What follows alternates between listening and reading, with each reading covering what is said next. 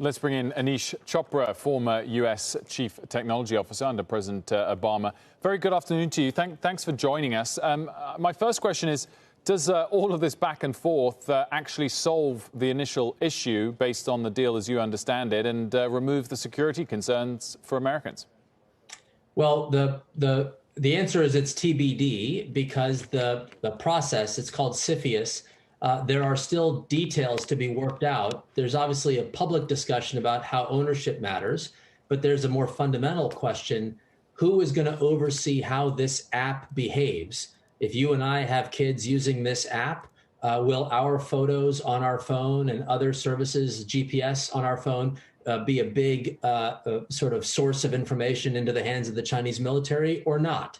So I think the details in the arrangement are still TBD. And I would put all eyes on how the CFIUS, the sort of the government expert agency, if you will, here, puts conditions on how to make sure the app behaves in a manner that protects the American security. And was something, however it turns out, was something needed? And do you applaud the government to force some kind of deal one way or another?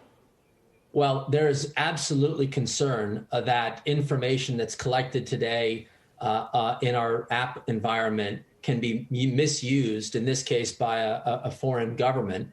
And somebody is going to have to step up in order to put rules of the road. I would prefer we had a clear line of sight on privacy policy in this country, where every app, regardless of whether it's a commercial misuse or a government security misuse, I want to make sure that when I download an app on my phone, it behaves in context for the app's use. Entertainment for the kids, not finding all the sources of data on my phone, pulling it out and giving it to somebody else.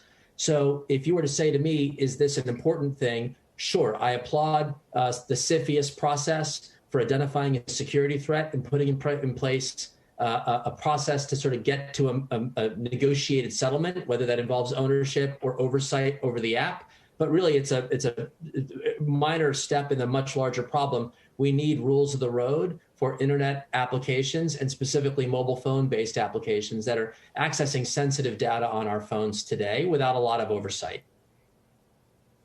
Aneesh, I feel like it's sort of a major step, at least when it comes to concerns about China and specifically Chinese technology being used by American citizens and having Chinese data. So in answer to the first part, as I understand this deal, Oracle has all the data from the U.S. users and U.S. consumers on its cloud, and Oracle has access to the source code to be able to filter what Americans are seeing, which gets at the security concerns. Doesn't that represent a huge precedent here when it comes to any other Chinese apps, whether we know about them or not, operating in the U.S.?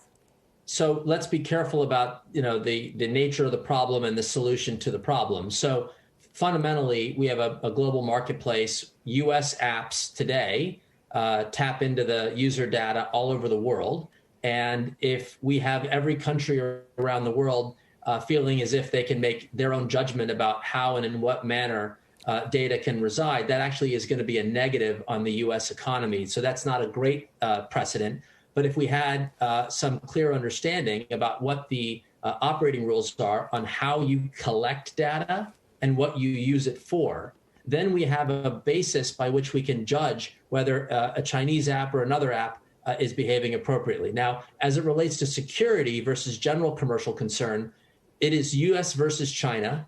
This is a much larger chessboard. This is one move on the chessboard. We have many, many more moves to go on intellectual property protection, on a whole range of issues that are about these two global superpowers coming together in the digital era and competing vigorously. So if you ask the question, as an app, are we protecting the American people, and are we doing something with respect to China and the U.S., I think we've done potentially more to set the foundation for privacy policy, and we still have a long ways to go when it comes to China-U.S. competitive policy. Look, the Chinese government doesn't allow U.S. social media to operate in their country, and that doesn't change today.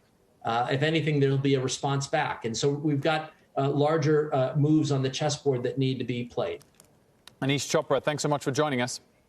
Thank you for having me.